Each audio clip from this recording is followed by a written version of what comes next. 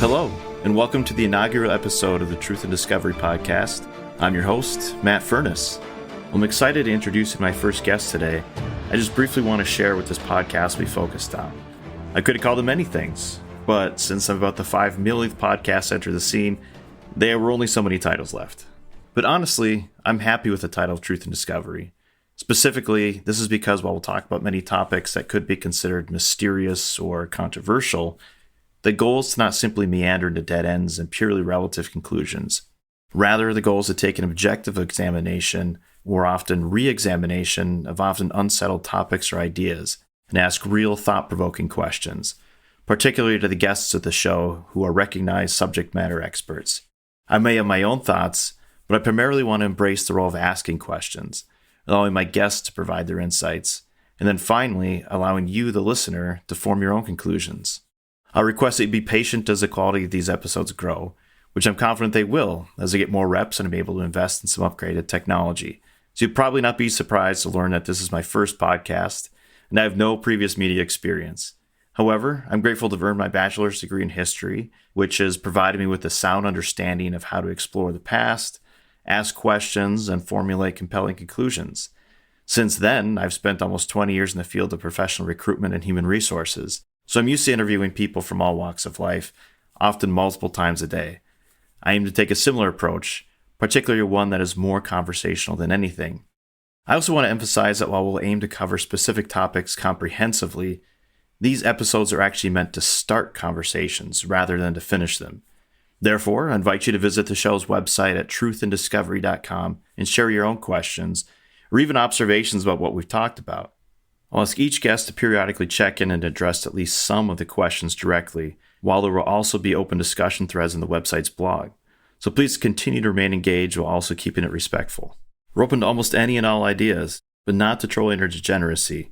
If there's enough discussion to warrant an additional episode, I'll then invite the host back for an additional episode. Finally, please let me know what you want to hear about, whether it's specific topics, a conversation, or an actual guest you'd like me to reach out to. Ultimately, we're at the mercy of their time and generosity, but I'm never afraid to ask. It's also worth mentioning this show will cover a very broad set of topics, from mysteries to controversies, but also just learning about helpful areas in life, such as health, wellness, and fitness. So if a specific show or series of shows are not your thing, no worries. Just keep checking back because we'll probably end up covering something that you want to learn about before long. Ultimately, this show is meant to be fun, interesting, and enlightening. Thank you again for listening. And with that, let's kick it off with our first guest. Today, I'm thrilled to welcome Henrik Williams to the show. Henrik holds a doctorate and is Professor Emeritus of Runeology at Uppsala University in Uppsala, Sweden. Do I have that correct? Yes, you do. All right. I had the privilege of meeting Henrik about 10 years ago when he came to Minneapolis to speak at the American-Swedish Institute on runestones, particularly the Kensington Runestone, which we're going to focus much of our discussion on today. So thank you so much for coming on the show, and I look forward to getting underway. It's my pleasure. So just to clarify a bit more, I'd gotten in touch with Henrik because of my senior historical thesis. I graduated with a bachelor's in history about 20 years ago.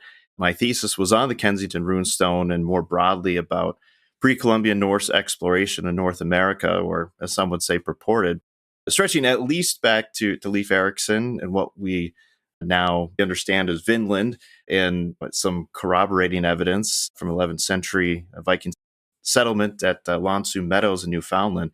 And we'll get more into that later. At this point, we'll kind of jump in and start from the beginning. So, Henrik, just to share with listeners for a little bit more background, can you please share just a brief background of your education and professional experience? Okay. Well, I got a PhD in Scandinavian languages. I'm specialist in Old Scandinavian, Old Icelandic, and Old Swedish and runes, as you say. I got a professorship in 2002, and I was retired last year. But I'm still quite active. I have spent 3 years in total in the United States and visited your country like 20 times by now, although it's been a while since. I have always had this interest, even though I'm actually mostly dealing with what I would call authentic runic inscriptions, that is, inscriptions from, pre-Columbian times in a non-learned tradition. I find the American inscriptions fascinating. We're going to get into that later, how I got in contact with them. It's been an interest of mine for at least a couple of decades. All right. Well, congratulations on your retirement. I recommend it to everybody. Yeah, I would love to try that. Unfortunately, I don't think I'm there quite yet. So, No, it's uh, not. It's not the income; it's the outlays that matter. Remember that. yeah, no, that's a great point. How did you come to pursue runology as a field of study? I mean, what ultimately just kind of grabbed your attention, said, hey, I want to pursue this as a career? Well, it's interesting because we had a fair amount of runes in our linguistic studies my first years in Uppsala. And I was really interested in the older stages of the language, but I wasn't interested in runes very much. Didn't see the point in specializing on them. But then in 1983, 84, me and my wife, we spent a year at the University of Illinois, Urbana-Champaign, and I studied with a Professor Elmer Antons there, a linguist who was a specialist in the oldest runic inscriptions and has written extensively on that. And he made me realize just how unique and rare these things are. So that sort of it took me going across the ocean to realize what I had at home. I guess that's often the case. And so when I came back, I realized that the oldest inscriptions, they're just too difficult to deal with, at least at that point in my career. So I chose to do my doctorate on the language of Swedish Viking Age runestones, in particular one specific runic character that has been used. It was used for like 8 different sound values, and it has been used to date the inscriptions. And I tried whether that really worked or not. It didn't. But since we've come up with other dating methods, non-linguistic ones. So that's what drew me into runology in general. Well, that's fascinating. Thank you. How many runologists are out there? I mean, do you kind of get to carve out your own space, or are there a number of other individuals in the field who you collaborate with or have a friendly academic competition with, per se? Well, I suspect that we might be the smallest academic subject in the world. There are only like a score of us that really are doing this more or less full time. And there are very few positions. The professorship that I had the last few years in runology, that was because of an American donor made it possible for us to change my old chair into one in runology. And there we have 2 people hired in Sweden to do runes, and there is one in Germany and one in England. Well, nobody's paid there thinking about it, but there's a couple in Denmark and in Norway as well. It's a very small topic and a very small field. We try to cooperate as much as we can because we just have to. We have a database that contains almost all of the inscriptions that we know of, and we started building that here in Uppsala, and that is now a common Scandinavian one. And the English people, they haven't been able to skip one together yet, but the Germans have incorporated theirs. So it's ongoing cooperation. We have every year there is a field runologist meeting. People who really deal with runes, they assemble in one of the countries and they look at the runic material there so that they get a feel for what's out there, because it varies between countries. Well, thankfully, you're carrying that on, because I assume, just like so much of history, if you're not looking at this, I mean, it can become forgotten knowledge. And just with what we're going to cover today, these are things that are still very of high interest and relevancy to people. So very much appreciated. So specifically, how did you come to learn about the Kensington Runestone?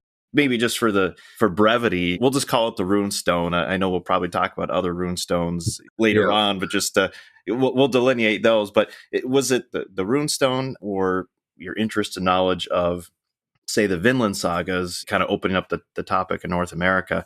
Which were you aware of first? And again, what kind of piqued your interest in the topic?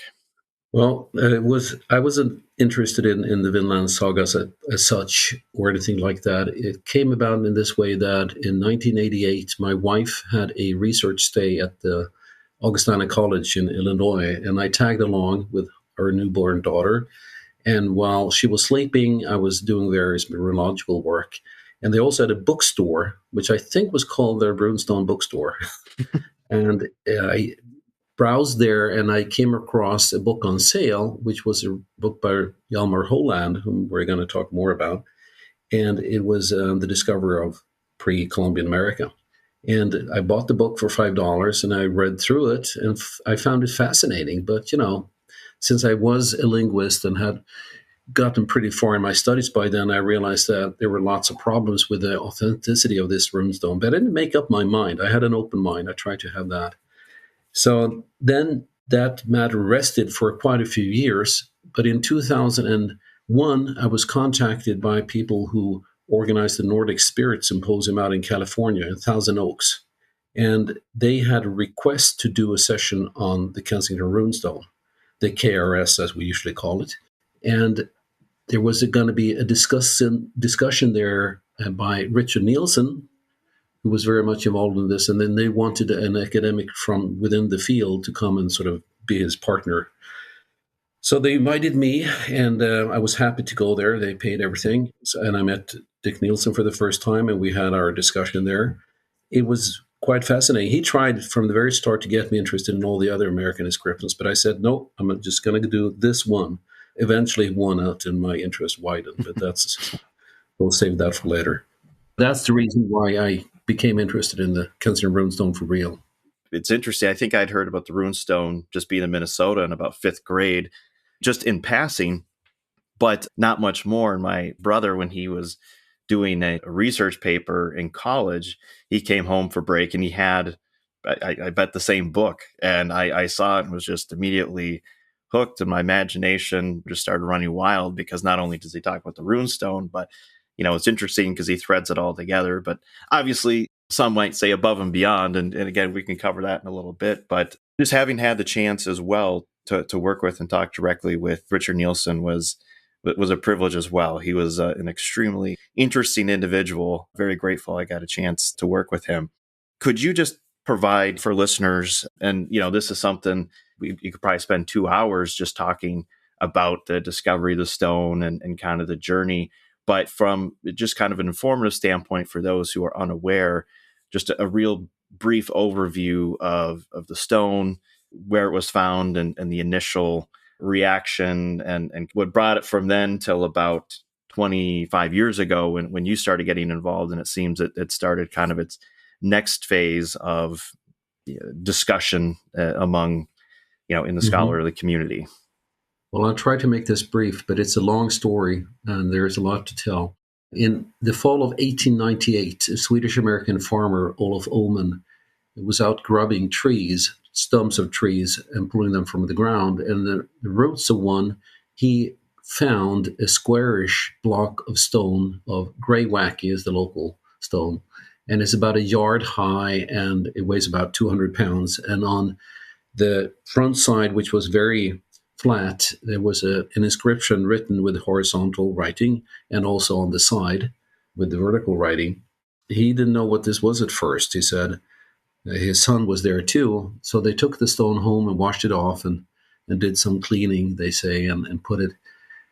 He notified the local newspaper, and it made a bit of news, and also made some people interested at various universities in the Midwest. And as soon as they became aware of it, everybody declared that it was they called it a hoax, a joke of some kind, a false. It couldn't be old. The inscription on the stone claims that there is a party of 22 Norwegians and 8 people they're called Göter, which is the people from the southern part of continental Sweden today. And that they've come there and they have had gone through a catastrophe where several of them have been killed, obviously. The fishing party that were out came back and they found these 10 people dead and red with blood. And they had their camp at a place there.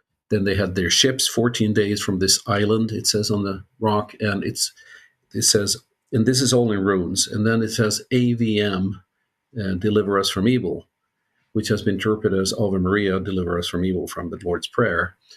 And it ends up with year 1362, it uses a kind of numerals that are known from the Middle Ages.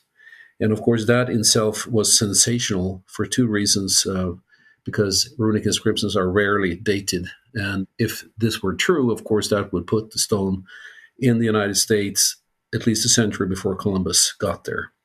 So since nobody really took him up on this, he didn't know. He didn't claim anything. He just said, I found this stone. What is it?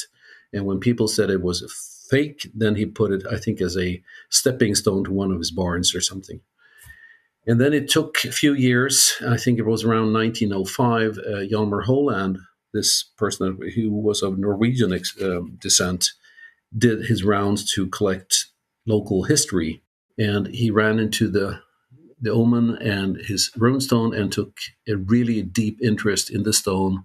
He borrowed it for a while. Eventually, he claims to have bought the stone. He started writing about it. He toured extensively, even to Europe, showing the stone everywhere, and wrote this book that we just mentioned, which I think was in 1932. What I had was a reprint from later times. And I should say that whatever the listeners of this pod do, please do read the book. It's a very exciting book, and I think that people will find it very entertaining, whether or not they believe what it says. So that, in short, is the early history. What happened? Holand went on doing this, and I think his triumph was in 1948.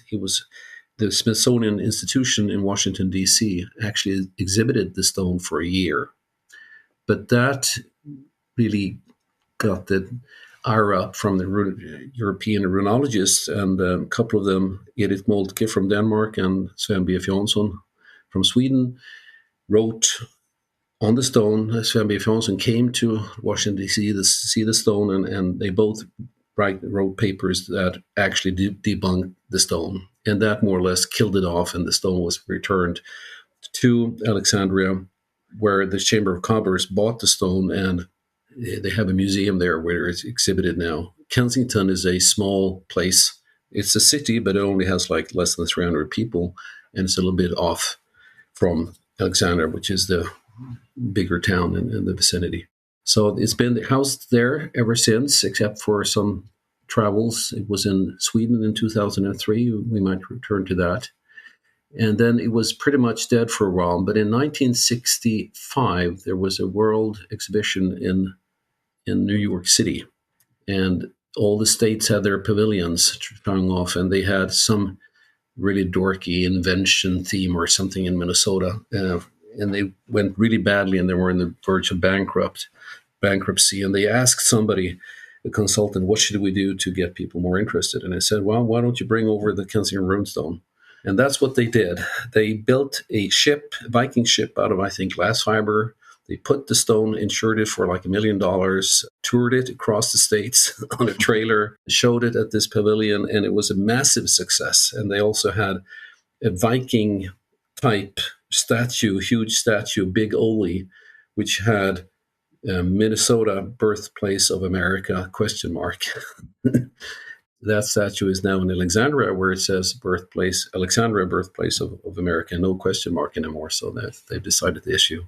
So that, of course, rekindled interest in the stone. But again, then it perhaps died out, and it really didn't get any traction in academic circles. People really believed in it locally because that's all you heard, that it's true. And in academic circles, they derided more or less people who thought that it might be authentic. And then Richard Nielsen took an interest in it. He got a degree in engineering from Denmark, Copenhagen, a doctorate there, and he wanted to somehow maintain his Danish heritage.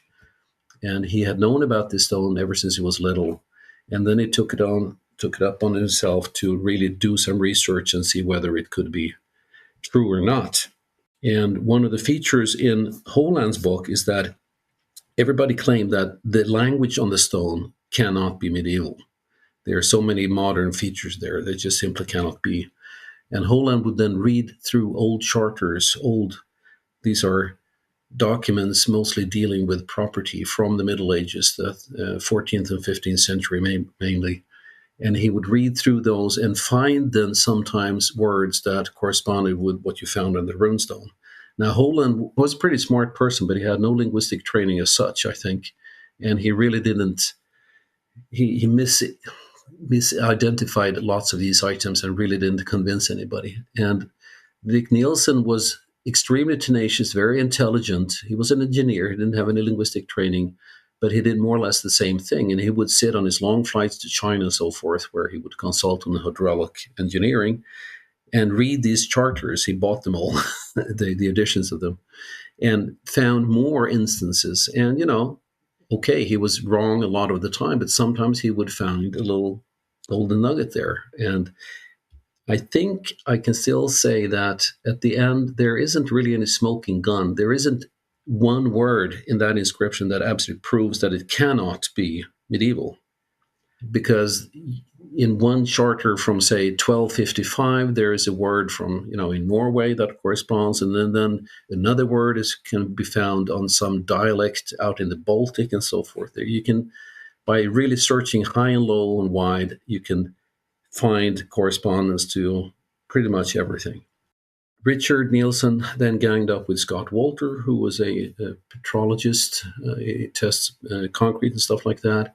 And he claimed to develop a method by which he could date the erosion of certain minerals on rocks, and then claim that this had been exposed to some kind of weather for a couple of centuries, and therefore it had to be, if it's older than 200 years, well, then there were no Scandinavians in the area at that time, so it must have been then medieval. And they wrote a book together. I think Scott Walter wrote most of it, New Evidence, which was published. And they also managed to get the stone to travel to Sweden and be exhibited at the Historical Museum. And this was a huge deal.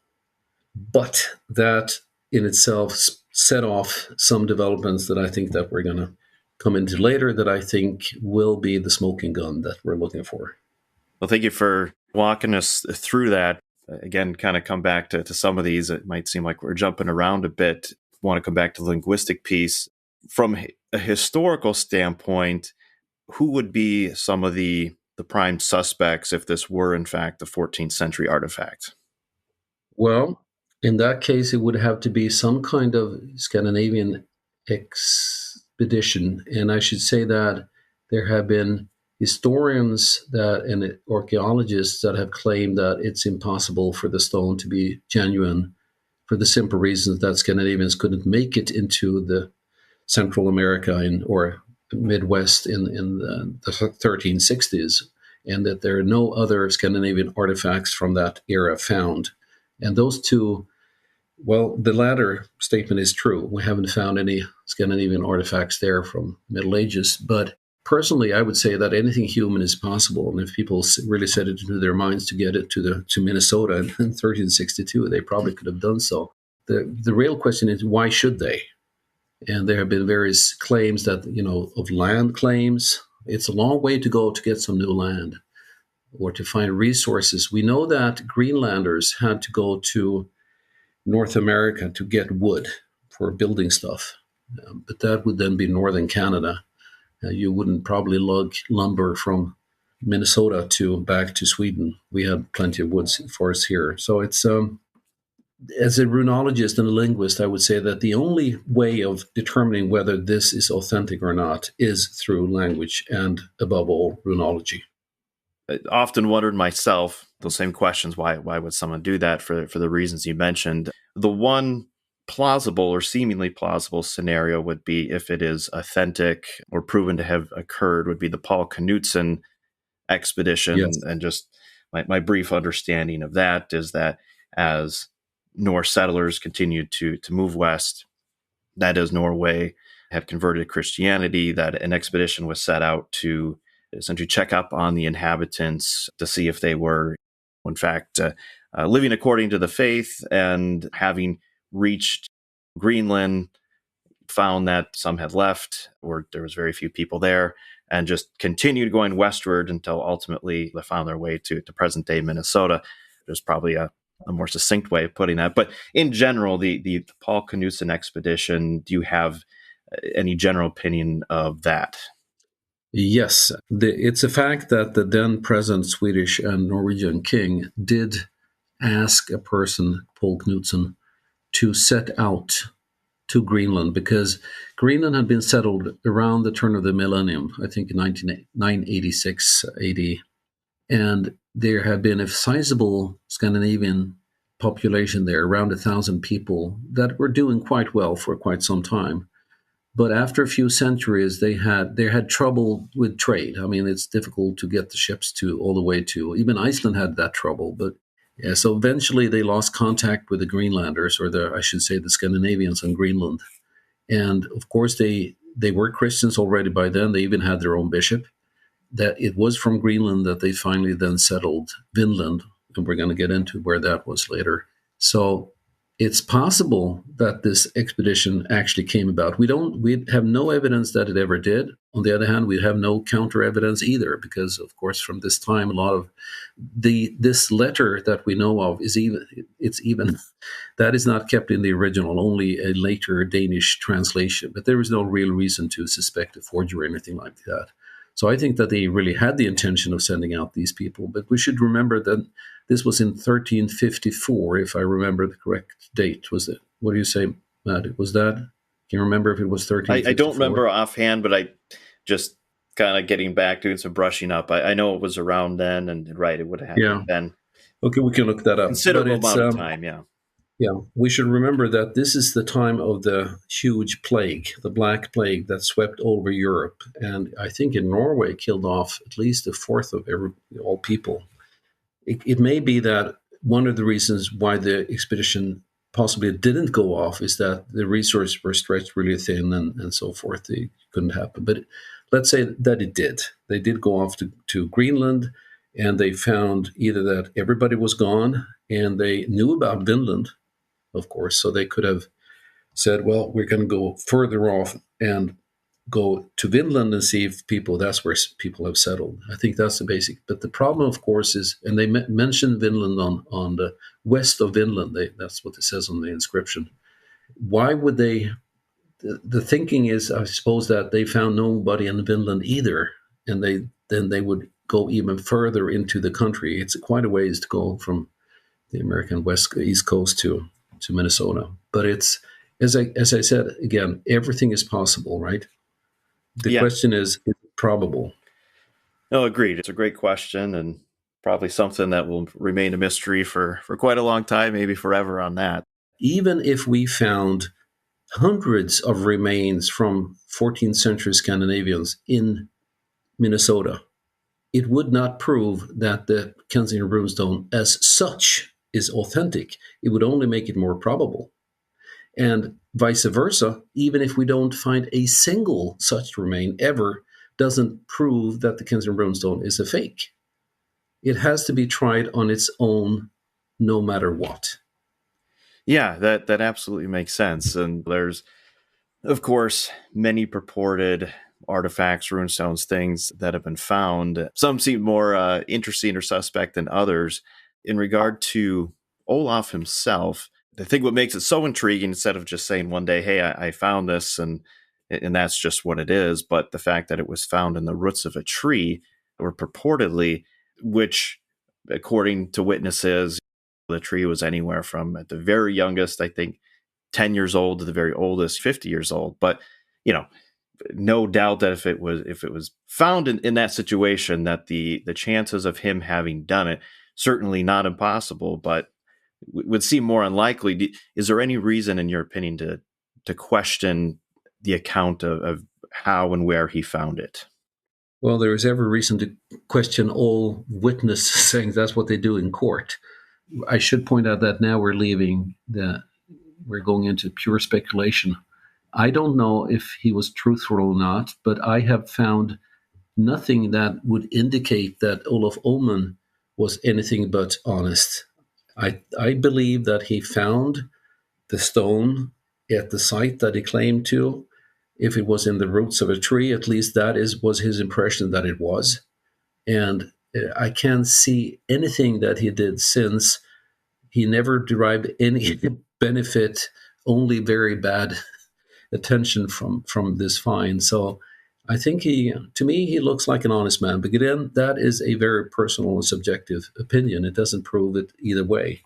But let's say that he did find it in the roots of a tree. There remain a possibility that someone could have planted it there, right? Mm-hmm.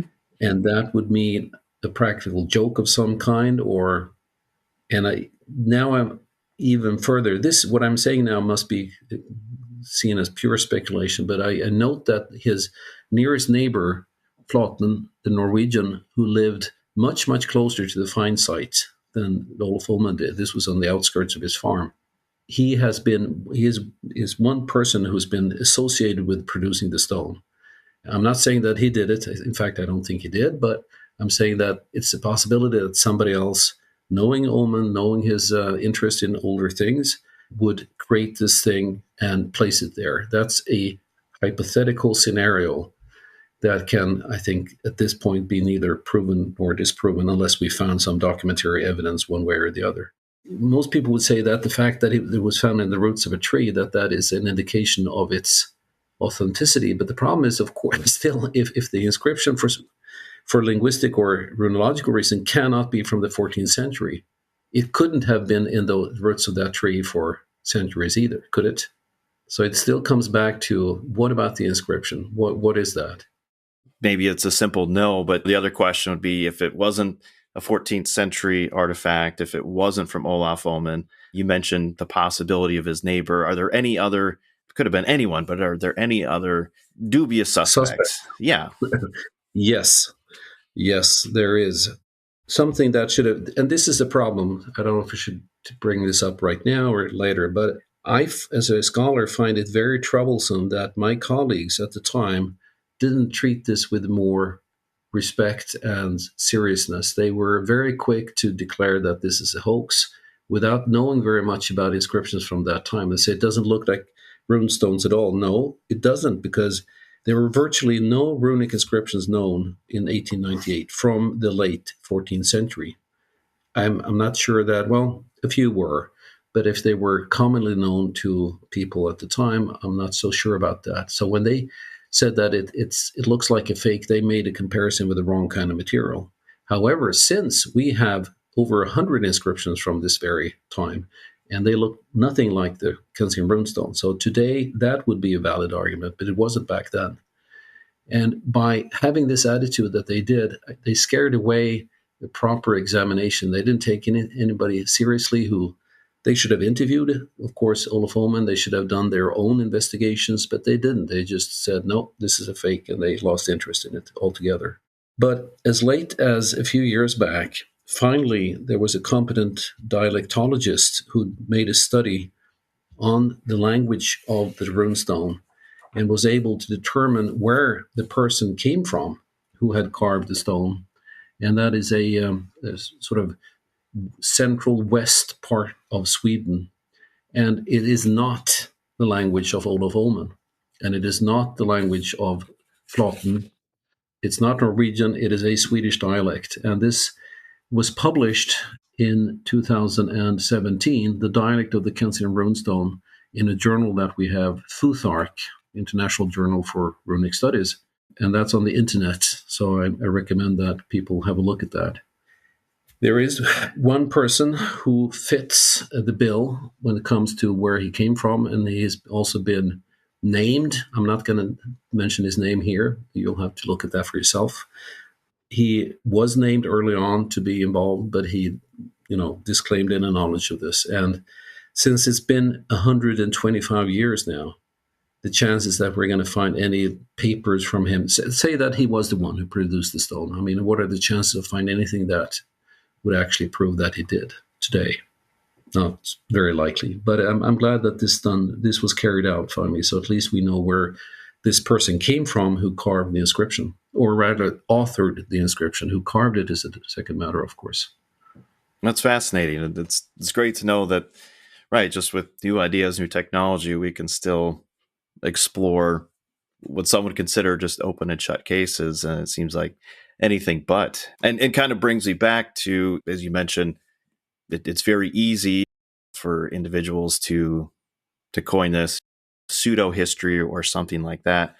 And so since, for instance, Holland was such a pivotal figure in publicizing the stone and everything else, just in your opinion, from an academic standpoint, would you consider him a benefit to the stone and the field of study in general because he brought so much publicity? Or was maybe the way that, because one could argue he didn't properly do his homework per se, that it brought more negative attention and maybe set proper study back a few decades, or however you'd want to put that?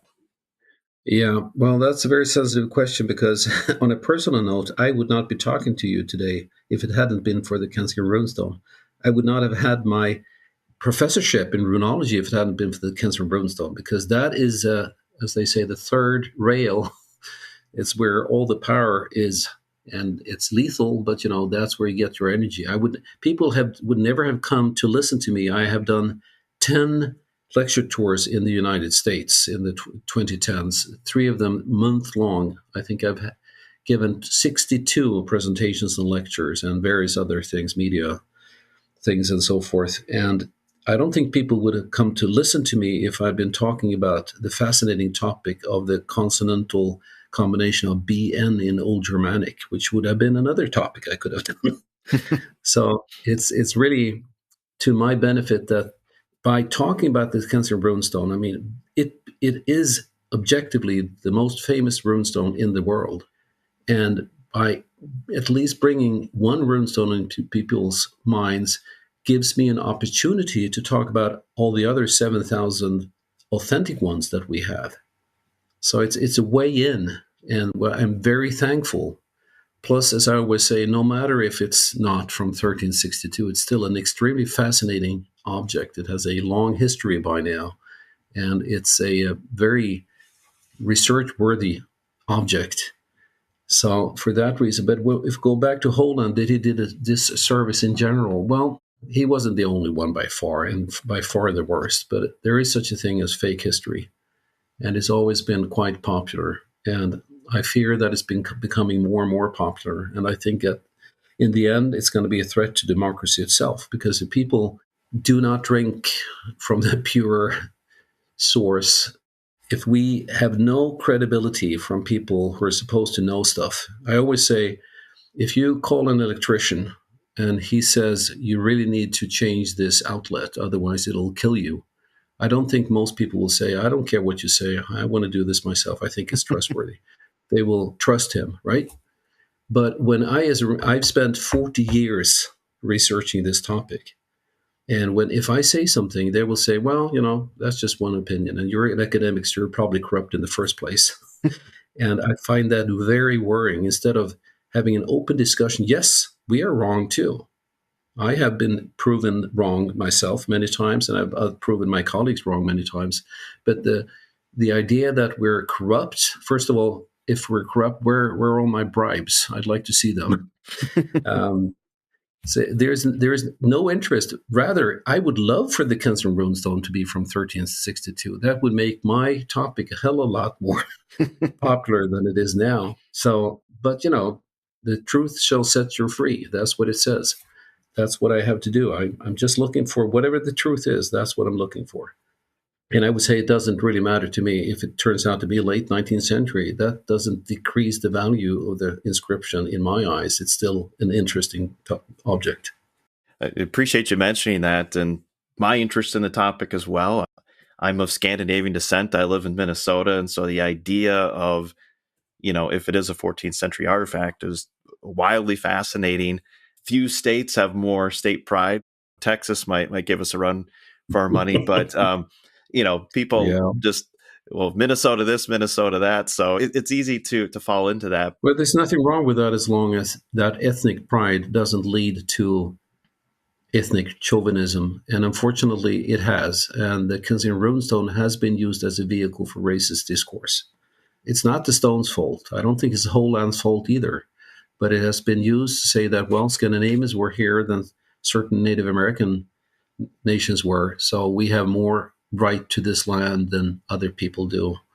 For those who are interested, there's a wonderful book written by David Kruger, who was a Minnesota native himself, which I don't know why that hasn't become more popular, but it was published in 2000. Well, I can't remember exactly, but it's between 5 and 10 years ago.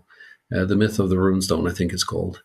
And it's highly recommended, very well written. And he writes not about the authenticity of the stone, but of all the stuff around, how there was a fight between Catholic and Protestants, who has the right to this. Because, of course, if the stone is authentic and it mentions, it has a prayer and it possibly mentions the Virgin Mary, then it is a Catholic object, and it sort of gives Catholics a right of home in that part of Minnesota. And there was a Catholic bishop who drove this line very hard. And to this very day, there is a Our Lady of the Runestone church in Kensington, based on the then perceived appearance of the Virgin Mary on this stone. So it's stuff like that just makes me, I don't know, fascinated. It's wonderful. Yeah, exactly. And I don't think I'd consider myself a historian, graduated the bachelor's, but I would say I could call myself a student of history, and you need a degree to be that. But at the end of the day, when you're studying, you want to be objective and just understand or ultimately seek the truth. And so that's, what continues my curiosity. And I think many others in this. And we're talking about, there's enough kind of discourse. It seems as well that, well, certainly at the time, my thesis, when I started studying this, I actually reached out to the museum and just said, who's doing what? And they pointed me in the direction of Richard Nielsen, Alice Kehoe, Barry Hansen, and also Scott Walter. And I had a chance to spend some time with Scott Walter, and it was interesting because, I spent the day and went up there with him and everything else, and was really grateful for that experience. But, he seemed to take it in a very different direction even than we're talking about. And you start to talk about things like the Knights Templar, Freemasons, etc. It was interesting writing my thesis because it took it to a very, let's just say, unconventional path. But that was the conversation I was having. And so I actually did end up writing about that in my thesis. But what is your opinion of, first of all, any potentially historical basis or something that warrants further investigation? And maybe also kind of the same question of, has this distracted from maybe the bigger, more pertinent questions of the stone? Or if it's bringing publicity and curiosity, then how can that be a bad thing? It's kind of a loaded question, but just on that topic in general, what would you feel comfortable commenting on? Well, if it brings attention, but it brings the wrong kind of attention, if it creates a one-sided narrative, I think that hurts science in general. And I think one of my main criticisms against the Runestone Museum is that they exhibit the stone and they have various literature, but they will only have literature that proposes the authenticity of the stone. And which I think is sad, because I'm trying to tell them that people are much more interested in controversy. If by some reason we could absolutely prove that the Kensington Runestone was from 1362, that would create a sensation for a little while. But then people would lose all interest, because there are all kinds of authentic historical records from 1362 that people don't give a damn about, right? Mm-hmm. So I think that, but they really love the controversy. So I think that in the long run, that's what we should talk about. And we could then tie in questions of, what is truth? How do we prove that something is old? All of these things. We could educate people through this vehicle of the Kensington Runestone. And we could question ourselves and our motives for believing this or that. And I think that's not just for people who believe in the stone, but also people who do not believe in the stone, which I think is as crazy as believing in it, because you shouldn't believe anything. You should listen to the people who know what they're talking about and listen to their arguments. And most people can actually. So, but when it comes to other ways of proving the age of the stone, I'm not going to pronounce on anything I'm not an expert on. When I speculate, I'm going to clearly mark it as speculation. And when it comes to Scott Walter's methods, I know nothing about that. But I should very much recommend that people look at a fairly long article by a competent person with a doctorate in geology, Howard Edwards, who published in the Minnesota Archaeologist in 2020, a lengthy article where he point by point deals with, very technical, but shows that Scott Walter's methods are absolutely a failure. They cannot prove what he claims that they prove. And since he has the knowledge and the competence, that's what I refer to, and I defer to him. When I was first confronted with these, and that was through Dick Nielsen, he believed in this very much. But Dick was interesting, even though he believed in the authenticity of the Kensington Runestone to his very death.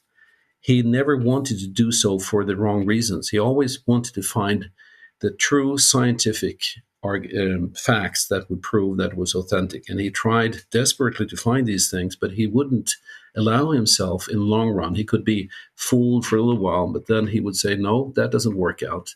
And we had a wonderful relationship. We did not agree one bit, but we could talk openly. And that is how science works. It's basically a debate. I show my hand, these are my arguments, my proof, and what do you have? And you discuss back and forth.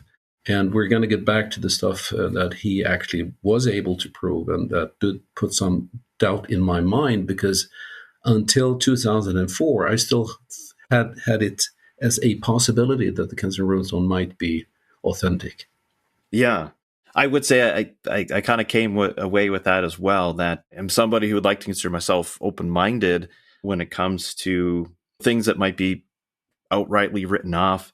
I think it's great to try on ideas and to kind of walk through it and to allow yourself to consider it. At the same time, at some point, to your point, you have to come back. If you start going down a path and you start hitting dead ends, then it says, well, this doesn't quite work. So we tried it on. That was great. Maybe you learned a few things, and then you kind of get back to the main objective. So I really appreciate his approach to that, and it's something I've kept with me. And people are very impatient. They want the answer straight away, right? Straight away, the answer you want. Yes. I've written a book on the world's second most famous runestone, the Rök runestone here in Sweden. And I claim that I've now finally found the truth. Doesn't seem like my colleagues quite agree with me, so that's another thing. But the point here is that if I were right, then it's taken us 150 years to see that. And that is how long these things can take. They're extremely difficult, because it's not like natural science where you can prove things in a laboratory. These are sometimes you need to find new sources, other inscriptions that will prove one way or another. And it's the same thing with the Kensington Runestone. We've been discussing it now for over 120 years. And I think that we've reached a result, but not everybody's convinced by that. And I think we can certainly discuss it some more. And there are other inscriptions that we might touch upon in this pod that where the jury is still out. Even after 100 years, we cannot explain the existence of this inscription in a definite context the way that I think I can when it comes to the Kensington Runestone. Because just because you say that it's not from 1362, then you need to be able to prove that it's likely to be from, say, 1890, right? Mm-hmm. It's not good enough to say that it can't be from 1362. If you can't make the opposite case, you have to have a positive case, not just a negative one. Absolutely. I think you kind of alluded to it, and I'm wondering if the most concrete argument has come about from the discovery of what are known as the Larsen rune notes that were discovered around the same area, I believe, in 2004. So can you explain what the Larsen rune notes are and their significance? Yeah, because as I said, that even though the language of the runestone didn't look like medieval, but it couldn't be absolutely proven not to be, what kept a possibility open for me of authenticity was the runes themselves, because they do not look like any medieval or Viking Age runes. And some people would say, well, that proves that they're fake. But it's actually the very opposite, because if you're going to fake a runestone, you don't come up with your own runes, do you? I mean, there were books around which had runes. They were easily available. Why, if somebody hoaxed this, why didn't you just use the runes out of one of the books that, for example, Omen owned? And I think that my runeological colleagues took that issue much too easily. They said, well, they came up with something, and I just couldn't buy that.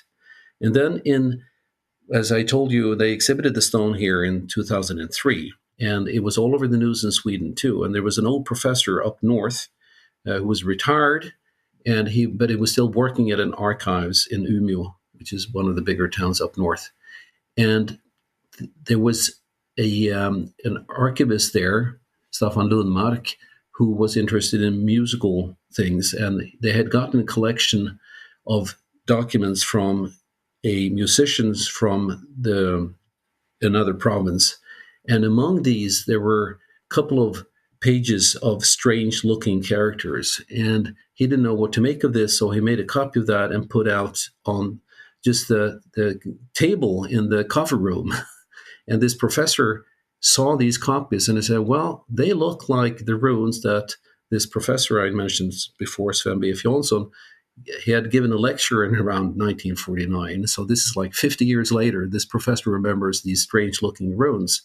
And that is how the discovery, because these runes are very similar to the ones used on the Kensington Runestone. And that, as you remember, was found in 1898, right?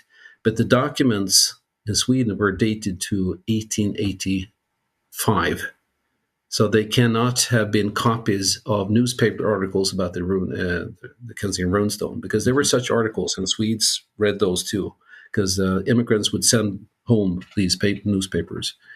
So that, to me, was the final piece of the puzzle, proving that, okay, there were such runes around. And the reason why we didn't know about them is that it was some kind of almost folksy, strange runic alphabet that had never really been used in scholarly circles. That's why none of the runologists had seen it. But later we have discovered a number of these inscriptions, and from areas not too far away from this place where the dialect of the stone is written in. And the Larsen brothers, because there were two brothers who wrote these documents, and they were in the habit of actually dating their documents. So that was not, it seems strange, but they always did that, and they would copy lots of things from their father. And they had a cousin who immigrated with his family, and they settled in Douglas County, the same county where the Kensington Runestone is found. Now, I'm not claiming that they carved the runestone, but I'm just saying that obviously people who came from an area where these runes were known also settled in the area where the Kensington Runestone was found. Ergo, there is a possibility that there is a knowledge of this type of runes. And that was, to me, the final important piece of the puzzle. There have been various other things since, but that was really clinched the matter for me. Yeah, it's a fortunate find in trying to put the puzzle together. In your opinion, would the Larsen rune notes account for the entire inscription on the Kensington Runestone? Are they perfectly consistent with one another, or would there still be some potential gaps in some of the runes that you could say, well, the Larsen rune notes don't demonstrate this, but this rune found in 14th century Sweden or Norway does match up? No, there's really nothing medieval material that supports anything runologically on the Kensington Runestone. And you should remember that all runic usage varies. I mean, there are never two runestones that use exactly, just like handwriting. Your handwriting doesn't look exactly like if you have a sibling, right? Mm-hmm. You write different ways. And the same thing goes with runes. I would say that the runes are 95% exactly the same, but they're a small variation, but nothing that would worry me as a runologist. And I should say that all the other founds that we've found of this type of runes, and we call them Kensington type runes, they also have this variation. But if you pick and choose from all the different variants that we have now, I think that we've covered all the variants on the Kensington Runestone as well. So it's no longer a runic problem. That much I can say. Okay, interesting. I just recently learned about the Barrett Lake runestone. Yeah. For those who may not be aware of it, again, I wasn't aware of it until recently when I kind of dove back in just to do a little bit more homework before we talked here. From what I understand, it has very similar runes found in a similar or nearby place, but it's actually an admitted fake, essentially by a hobbyist. Is that correct? And is there a strong connection that one could even deduce that they're potentially the same carver? They couldn't be, because the man who carved the stone, Victor Zetterlund, he was 62 years old when the stone was found in 1949, which means that it was born. He must have been like 10 years old or so when the Kensington Runestone was found. So he was obviously inspired by, for example, a book by Holland to carve this stone. And one of the reasons why there was confusion around it was that because it uses the same kind of numerals, and those were misread as 1362, which is not what it says. And then someone read 1776, which is also wrong. It says 1876.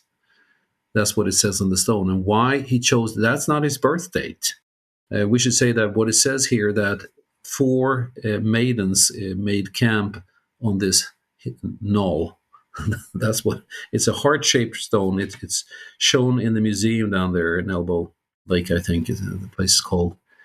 And it's a really pretty little runestone. And it has, and it says at the very top, year 1876. When it was found, it was immediately proclaimed a fake, but it wasn't until they asked the person on whose property it was found, did you carve this stone? And then he said, yes, I did. And I said, why didn't you say so? Well, no one asked me. So he said that he told me that the stone was a prank, that he intended the date to be 1876. But I don't know why he chose that year.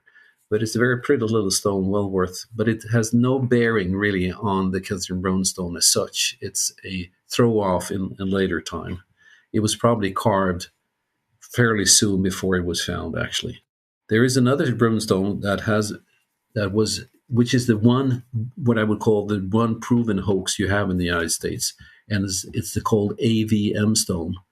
It's found nearby, very close to Kensington, and it's a stone that says Alu, which is a word from the oldest runic inscriptions, which would predate the Kensington Runestone with 1,000 years, and it says year 1363. And that was under test by Scott Walter and Howard Edward claims, but this is only oral, so it has no evidentiary value, that Scott Walter was about to authenticate the inscription. But at that time, unfortunately, the graduate students from the university who had carved the stones to poke fun at the Kensington Runestone came forth. What I find interesting, because I've seen the stone, is that it's extremely shallowly carved, yet they claim that they spent 5 hours on carving it. And that proves that whoever carved the Kensington Runestone must have put a lot of time and energy into doing that. They must have been very dedicated. Carving in stone, I tried it myself, is very, very difficult, especially if you're going to make it nice looking. But so the Kensington Runestone, and of course, there are other inscriptions in the United States and Canada that have reused the Kensington Runestone type runes. So it has had an afterlife. Some of them have been, perfectly good-willed. There was a couple of people north of Minneapolis that had a house. They had some stone work done to their front of their house, and the mason there said, "Shouldn't you have your name, and you have a Swedish descent? Why don't you have runes here?"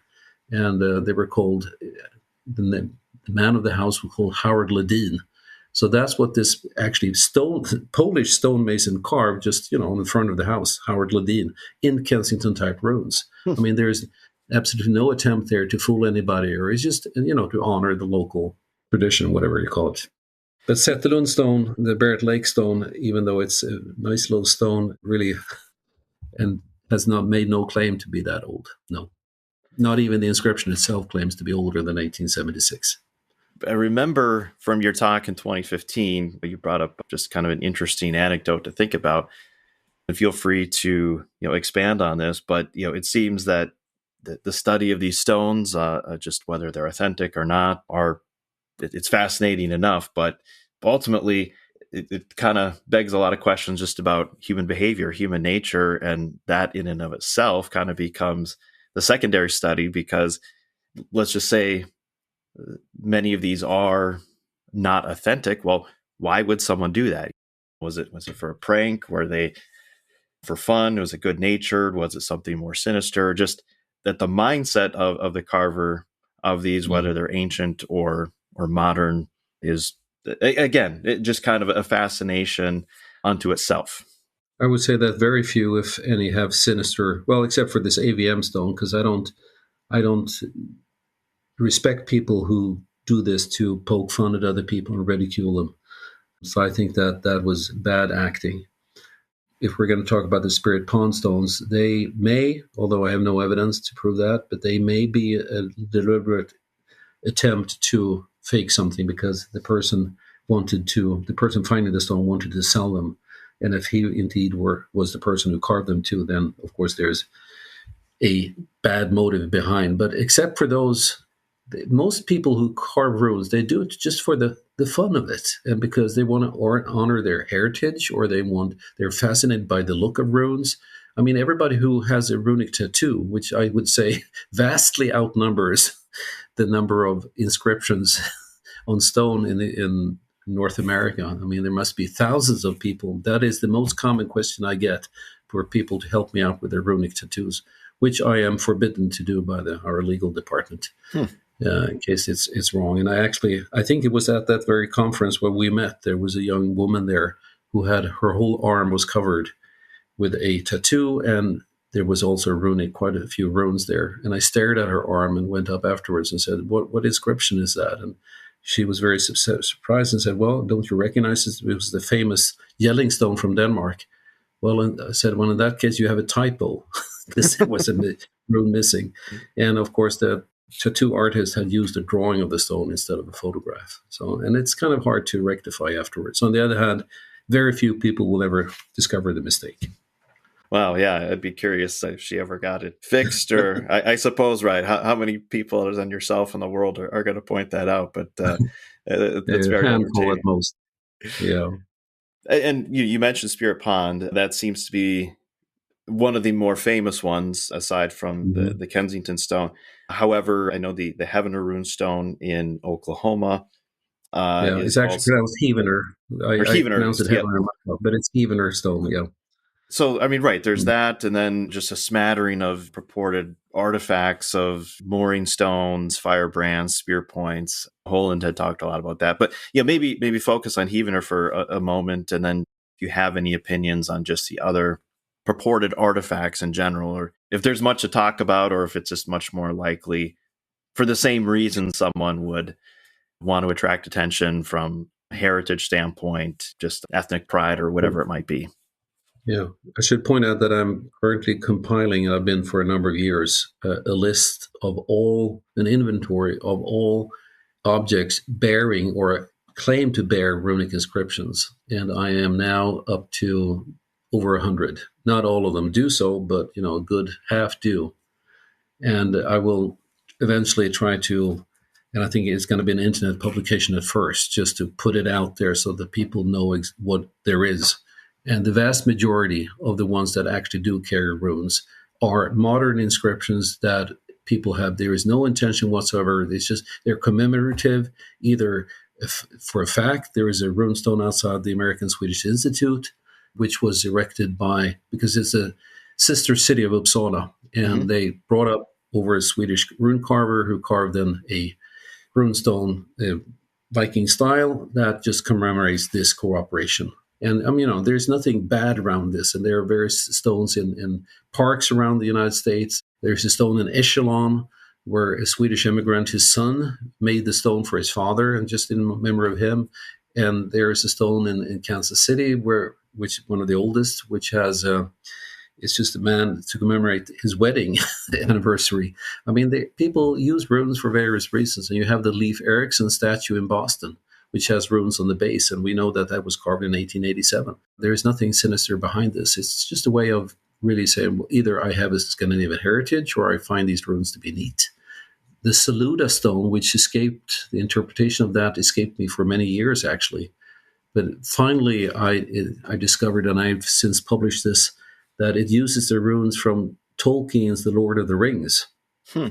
So that's why I should have, I've read that book many times. I should have recognized them at once. I'm really ashamed that I didn't. I think that all those who meditate on this mountain shall find peace. And that's sort of nice, Absolutely. So that can safely be dated. It was found in 1970, and the books were published in 1955. So we have a 15-year window there to date that inscription. Yeah. But to return to Heavener. Heavener is in Oklahoma. It's on almost the eastern border to Arkansas.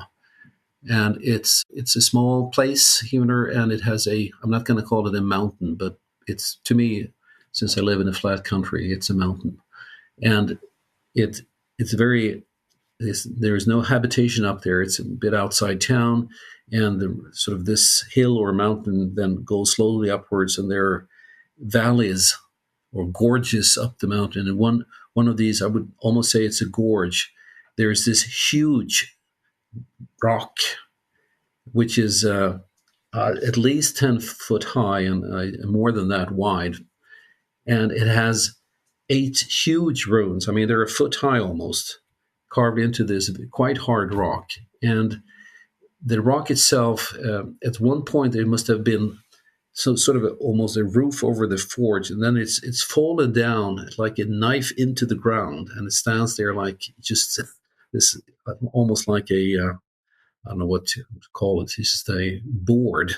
We have a report. Someone wrote to the Smithsonian in 1923 and asked what the hell this was, and I'm not sure he even got an answer, but at least they didn't know what it was.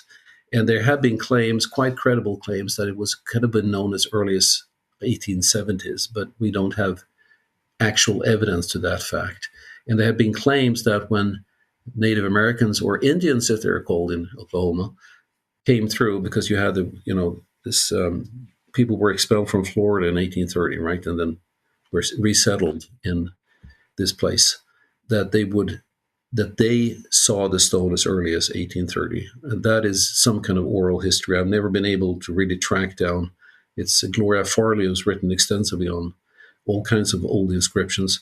That is the claim that she makes, but I haven't seen any, it doesn't mention any specifics around it. So it's very hard to track down those two latter datings. But I would say that the stone could very well be, I would say that the 1870 claim of it being there is not incredible.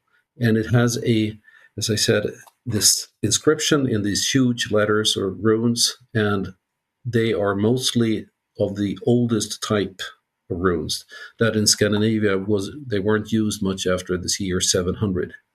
So that would then make it, it's called the Viking runestone, but that is before the Viking Age, because it starts after 700. And of course, we don't have any evidence that Vikings or Scandinavians made any kind of extended sea travel before the Viking Age. But I was there the first time in 2010 with Richard Nielsen, and we talked to somebody at the museum nearby. And Richard asked him, so could the Scandinavians make it here through Indian country at that time? And he said, no, there's just no way. And then Richard, and that was his, I suppose, intelligence, he immediately came up with a new idea. Well, then they must have been, they came to the coast of Florida, and they were kidnapped and brought to this place, Oklahoma. And well, of course, that is difficult to, and he could, quote somebody from the 16th century. It happened to them, some Englishmen that were kidnapped and brought into the country. But the problem with this is that I cannot construct a scenario where this thing could possibly be carved in, the 8th century or before. Yeah. But it's also extremely hard. I can't come up with a scenario where it was carved even as late as around 1900, because there weren't any Scandinavians in this area at all. And if you would carve this runestone, why carve it in such an inaccessible place? Whether or not it's very old or not as old, it's just a really strange place for it to be. And the fact that it is also perhaps one of the top 10 inscriptions of my experience, I just love it. I mean, it's fantastic. Unfortunately, the museum which maintains this, they don't have any money, so it's very poorly maintained. And the structure they built around it to protect it from vandalism and so forth is now decaying badly, and it's full of bird crap, and it also hinders you from actually taking good photographs of it. So we have to rely on older photographs to show what it looked like originally.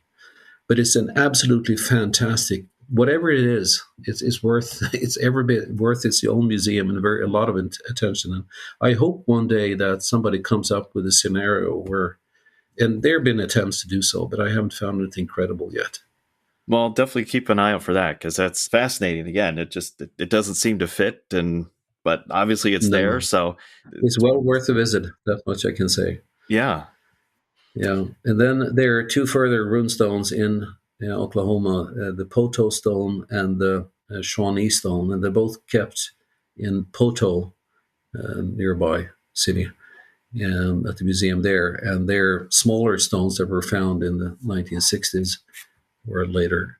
One of them, I think, looks like a botched attempt to copy the inscription on the Heavener stone itself, and the other has a very strange inscription, which it has 5 runes, and the problem is that the second rune looks like a Z, is a rune that is very rarely used even in authentic inscriptions, and it's very difficult it's kind of vowel.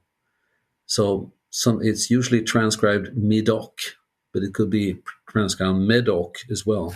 And I'm wondering if it could possibly be an attempt to write the Welsh prince's name, Madoc, who was supposed to visited the United States or North America in the 12th century.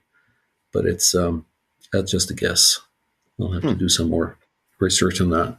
I could talk about every inscription for a long time, as you. Well, I'm just getting underway on this stuff, so by all means, at some point, I would like to talk more about these. That being said, in the interest of time here and kind of the topic, and getting back directly from the Kensington Runestone, kind of just the broader topic of pre-Columbian Norse exploration, going back to Leif Erikson and the location of Vinland, it seems to be another open-ended question. It's very interesting that Solvansu Meadows, which was essentially excavated in the 1960s in present-day Newfoundland, Canada, so is verifiable as a Norse site from the 11th century. What's frustrating, though, is sometimes people who just are writing about it in passing will kind of indirectly refer to it as Vinland. And in my opinion, it seems very unlikely that maybe it was more of an outpost for travelers going to and from. But then the location of Vinland is something else that becomes another kind of controversial topic. Was it in present-day Canada and very far north at that? Or was it further down in the United States, maybe as far south as the St. Lawrence River Valley, or else even down in Chesapeake Bay in Massachusetts? Have you done any research on this, or do you have a general opinion on where you think the location of Vinland would be? I do have opinions, but they are uninformed because, as I said, I'm a linguist, and this is a matter for historians, but above all, archaeologists. But I think that when you say that Lanzo Meadows is not Vinland, I totally agree with you that it's not the site that is mentioned in the Vinland saga where wild vines are supposed to grow, because they don't that far north. So they must have gotten further south than that. But Vinland could, it could be like an area perhaps Lanzo Meadows was the northern part of that, and then it stretched an unknown distance to the south. The Lanzo Meadows site itself, if I remember correctly, someone claimed that it was only habitated for like 10 years or so. Is that correct? It doesn't seem to be a village of it, but more of a place where they made briefer stays. Yeah. Yeah. And we have, in I think the year 1100 or so, there is a documented evidence that there was a bishop who was supposed to visit Vinland. Now, that, of course, may be because they didn't know who was there, and they just sent him out just on the off chance that they needed some church services. But that sort of indicates that there must have been more than just a few tradesmen staying for a short period of time in one of these camps. So personally, but again, this is just pure guesswork on my part, but I think that they must have gotten further south than that we know for sure. It wouldn't surprise me if they got as far as into, the northern part of the United States. There is a problem, however, that if they settled, they probably settled on the very coast, right? Mm-hmm. And you have heavy coastal erosion in that part of the Atlantic seaboard. And I think hundreds of yards have disappeared since the Viking Age. So the risk is that even if they did settle in, say, Maine or Massachusetts, that has simply been washed away since. So if they indeed did, I really hope that they settled inland a little bit, so we have a chance of finding it. And I would not be the least surprised if one day we find some evidence that Vikings made it further south and I would be surprised if they found Viking habitations inland, and by inland I mean more, 100 miles or something like that, because that doesn't really work with my how I understood things. But I'd love to be proven wrong. So good luck. If you seek and ye shall find. That's what it says, right? If people don't keep looking for stuff, they're not going to find any possible Viking habitations or Viking artifacts or that. As a matter of fact, I would love for them to find a runic inscription, perhaps a wooden stick with some runes on, because that's what they seem to have carved most of the time. Like on Greenland, most of the inscriptions we have there are wood.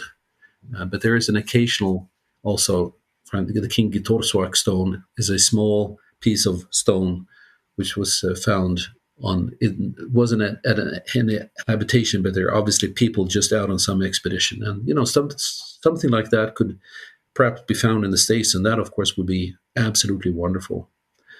But we would then expect that to be Viking Age, which means more or less that anything after the 12th century would be very unexpected. Yeah, absolutely. It's great to know it's not a case closed thing. There's still just on this entire Definitely topic. not. No. They should just, kick everybody off, everybody living within 50 miles of the coast, and, just clear off all the soil there and just dig it up. that would be a lot of fun. You'd find a lot of interesting things. Yes, you would. We've covered a lot of the more well-publicized things and certainly areas you've been working on. Is there anything else that, for individuals who are just interested in this topic overall, of maybe things that are newer finds or just remaining mysteries, that you would recommend that people check out and learn more about? I had a rune blog for a year and I wrote about a number of American inscriptions too there. And one blog posting that I would recommend that people look into if they're interested is, it is not my own find, but it's to explain the Kensington Runestone as a artifact carved in the late 19th century. There has to be a story. I mean, it has a special story. And that story, of course, could be imagination on the part of the author, but a colleague of mine actually discovered that all of the things found on the Kensington Runestone are more replicated from one of the lesser known incidents in one of these Vinland sagas. And I wrote about that. I've also written about the Barrett Lake stone there in one of the blogs, and on one of the Martha's Vineyard stone and so forth. I'm looking at blog posting is called Kensington and the Greenland Saga. Or if you just look for Rune Blog, you're going to find my postings there. Yeah, and I'll provide links for this as well, if that's something you could just email me and I'll post those. It shows you the parallelism between this, because you need to explain everything that is on the stone. And for example, there are a handful of words that cannot be modern. They are definitely old. And we cannot expect the person who carved the runestone to be an expert in old Scandinavian, right? Mm-hmm. So they must have come up in a quite easy way. They must have come in contact with these words. And it turns out that there was a sort of an encyclopedia, one-volume encyclopedia, which contains all human knowledge. I'm extremely impressed by that, in Swedish, Den kunskapsrika skolmästaren. And in that book, the only words that are found on the Kensington Runestone that have to be old are also found in that book. And one copy of that was owned by Olof Ullman, for example. Again, not saying that he carved the stone, but it just shows that if he owned, it was a popular book. It was owned locally where the stone was found. So if you wanted to carve the stone, you had virtually, if you had the runes and you had read about the Vinland travels, and this was common knowledge at the time, you had the story, what happened, and you had these words out of this encyclopedia. That's basically everything you need. And of course, masonry skills to carve the stone. Fascinating. As you continue your research, I'm curious if at any point you've incorporated AI, artificial intelligence, into anything, and if so, is that something that you think could be helpful, or is it a distraction? I know everyone has kind of their own thoughts on it, maybe to their own particular field. Well, I belong to the people who think it should be outlawed. I think that even either it's a failure and then of course it's no good, or it's a success and that's even worse because it's going to take away the ability for people to think, and it's use it or lose it. So I absolutely refuse to use any of these chat GPTs or artificial intelligence, because what they do is that they mine us for the knowledge. We provide them with all the knowledge, and once they've done so, and I've had colleagues ask questions and so forth. And if you write, what does it say on the Kensington Runestone? This is a tool that is extremely insidious because it will not tell you the truth. It will cull various sources, and it doesn't have any source criticism. It doesn't know what's right and wrong. I mean, it's not a thinking thing, but it looks like a thinking thing. And I'm sure that there are areas where AI can be enormously helpful, but in the humanities, I think that it's rather a threat. I could be wrong, but that's how I feel it right now. And the few years I have left, I'm not going to be bothered with AI. It's not going to catch up to my knowledge level in my lifetime. That much I know. No, I appreciate your perspective on that because, right, it is more than just a technology thing. There's so much more behind it. And admittedly, myself, the jury's still out. There's some very basic things from helping me optimize some administrative work, which is fantastic. But when it comes to answering unknown questions, I can certainly see where it can become problematic. And no matter what, whether or not someone finds a useful means for it, I hope we never start relying on it more than human intelligence perspective. Yes. And my answer is don't do administrative work. Yeah. Yeah. As far as just your continued work, I know you have your blog and would love for... No, I don't write on that. I've done it occasionally since, but I'm not really I have no social media whatsoever. And I really find it hard enough to write the stuff I have to write. And to write stuff socially was strange doing one thing every month. That's what I forced myself to do. But Mindy McLeod, who was my first doctoral student and lives in Australia, she wrote a runic blog every single day for a full year. And I very much recommend her very funny and quite mean blog for anybody who just wants to know about runic inscriptions in general. She found every single day, she found some runic inscriptions she could tie into the topic of the day. And I'm so impressed by that. I managed to write like 12 in a year, and she wrote 365. Oh my gosh. Yeah. Well, do you still plan on continuing to, potentially write new books or articles as you... Oh yeah, that's all I'm doing now actually. But I do other things than runes. I'm working on a book that is going to be a general book on runes. Runes everywhere and from all times, including the very modern times. And there's going to be a chapter on, or at least, there are going to be American inscriptions in there too, because there isn't really any really good book for people who just want a general introduction to runes or runology. When people ask me, I recommend a book by Martin Findle, which is just called Runes and published by the British Museum. It concentrates on Anglo-Saxon runic inscriptions, but it's a very good book, and he's a very good writer. And it's quite affordable, and it's in print. So that's the one I recommend. If my book turns out well, perhaps it will be translated, which I hope it will. So that's one of my projects. And then, as I wrote and mentioned, I would like to compile this inventory of American inscriptions, because I think when it's, for example, this the Saluda stone that I mentioned, the guy who meditated on the mountain, when that was found in 1970, the girl who found it, she was just 11 years old, she wrote, she claims, to 10 different institutions asking for information about this, and didn't even get a courtesy answer, that they knew nothing. And I think part of the reason is that there is nowhere to go. You can go on, the Wikipedia even has very, very few American inscriptions, right?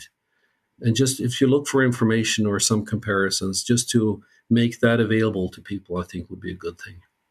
Yeah, that would be excellent. So please continue to keep me updated as you do publish these things. And so as hopefully more and more people get a chance to listen to this podcast, they can continue to find your other works. Yeah. As you mentioned, there's not very many of you, and just the work that you do have is fascinating. So the more people can follow it is going to be excellent. The book that I wrote on the Rök runestone, which was published 4 years ago, has been translated by Mindy McLeod, and I'm just playing the last hand on and it's going to be more popular. I'm not going to include all the notes and stuff and literature, but it's going to be available next year, I hope, or late this year in English for people to buy, and I'll notify you of that.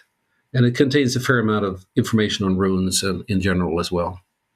Well, that's excellent. Are you going to be making any trips to the U.S. anytime soon? No, I haven't planned any. I haven't been there since 2019, and I haven't actually been on an airplane since 2019. I feel that I've overused my part of the global warming account. So I would have liked to make one final trip to the United States because I just love the country and I want to see the Golden Gate Bridge once more in my life. But I don't know if that's going to happen or not. We'll see. Well, if you do, but you're welcome out I'll here let you know. anytime. I speak. I think for anyone listening here. So, let Yeah, us know you're when not that the is only case. one. I should mention that there is, of course, a little organization, the American Association of Runic Studies, which is based in Minnesota. And for people who want to support runology, that is one way of doing it. If they donate money to that organization, they can do a lot of good things. And they also organize yearly runic tours to Sweden.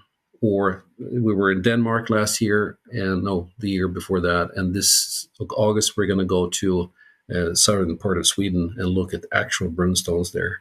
It's usually a 2 or 3 day thing for people who have the resources, because of course it's a bit expensive, but it's not like one of these commercial enterprises. It's whatever it costs to book a room, and we're trying to make it as cheap as possible.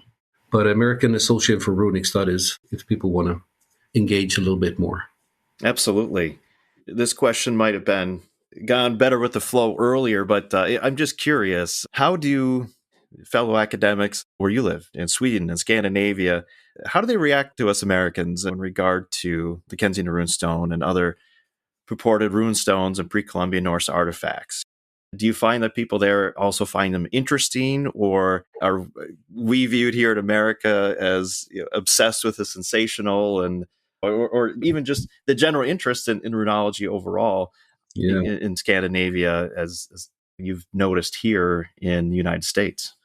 Yeah, most people in the United States do not know about the Kensington Runestone. Minnesotans do, but and people of Scandinavian descent, that's what I found. But people do take it. If I go out talking about runes, I find a lot of interest, but it's usually outside perhaps the biggest cities and the most academic settings. People in general find great enjoyment in hearing about these things. But runes have not been popular in elitist circles for a long time. And I think the simple reason why that is because the Third Reich and Nazism abused runes. The SS, they had what they called were runes, and they misused runes. And neo-Nazis today use runes in various contexts. And this makes people view runes with suspicion and think that they're somehow connected to extremism or, right-wing racism and so forth. And I even had the experience a number of years back where a touring company, they were going to use runes to decorate their new cruising ship.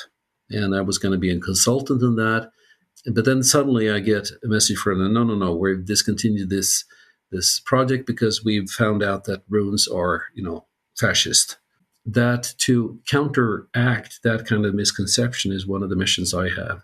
Runes are just letters. They can be used and misused for anything. But runic culture is really fascinating. There is, as I usually say, there is no human activity that you cannot find exposed in runes, except for one. I've never found in runic inscriptions that alludes to the weather. And that may be because the weather is so bad in Scandinavia, we don't want to talk about it. But it's everything else from, as I usually say, everything from love poetry in Latin. They quote Ovid with the runes in Latin, to the dirtiest hardcore pornography. All of that is Norwegian, I should point out, because we Swedes have pure mind. Oh, that's funny. No, but it's a fascinating topic, and it's wonderful to talk about it. And now we've talked about American inscriptions here, and content-wise, perhaps they're not as exciting as some of the other ones, but they bear talking about too. And as you said earlier, the fascinating part here is perhaps what they are, the phenomenon of them, why people have carved them in the first place. I wish I could have talked to more people who did carve these things and find out what their thinking was. Yeah, for sure. And at one point, you were actually consultant for the Minnesota Vikings. Are you still Yeah. working with them on the runes? Unfortunately not. I'm very disappointed by that. And I'm even more disappointed that after their, 13-2 record, they go out and lose Yeah. important games and don't make it to the Super Bowl. That just burns me up. But I'm sure if they had kept working on me and they'd been, wearing runes on their helmets and stuff, they would have succeeded better. Well, I hope the Wilfs and everyone else are listening, because, I was going to ask, if you could be a consultant on how to get us a Super Bowl, that would be even better. I think that could actually be something that got people excited, because it's, they have this Viking theme, and I did consult with them and worked very successfully for a year. They had, in every program they had on their 8 home games, I had a little thing, the truth behind, and then various topics, among them runestones and horns on helmets and women and Vikings and so forth. Over 60,000 people got that program, and it's still actually on their. It's a bit hard to find, but it's still on their website, The Truth Behind, if you want to read that. Yeah, I'd be very interested. They're the museum there, so I'll check it out. I'll even ask them about it. If you do links on this pod, that would be a good thing to have. For sure. Well, Henrik, I really appreciate your time here. I mean, there's questions on questions I have written down, but I want to be respectful of your time. And furthermore, I think there's a lot more to talk about. And so I would love to have you as a guest again in the future. But again, let's maintain in contact here over email and just continue to forward anything that you find interesting. Would love just to continue to point people to your work and just the work of others in the profession. It's fascinating and well worth the time. It's the best. Thank you so much again. I wish you all the best of luck. Thank you very much. Thanks for having me. Well, that was a great show, and hopefully you'll have a chance to continue the conversation with Henrik before long. In the meantime, thank you again for tuning in. It would mean a lot to me, the success of the show, if you could please like and subscribe in the various platforms that we're on, such as YouTube and Apple. I also again want to invite you to check out our website, truthanddiscovery.com, and also at our X page, at TA Discovery, where you can also follow up and we'll post more about this show, as well as new episodes. I'll also be commenting on other interesting news and tidbits as they come along. As I mentioned at the start of the show, I'm looking forward to hearing your thoughts and input. Thank you again for listening, and I look forward to you tuning in again as we continue our journey here at Truth and Discovery. I wish you all the best.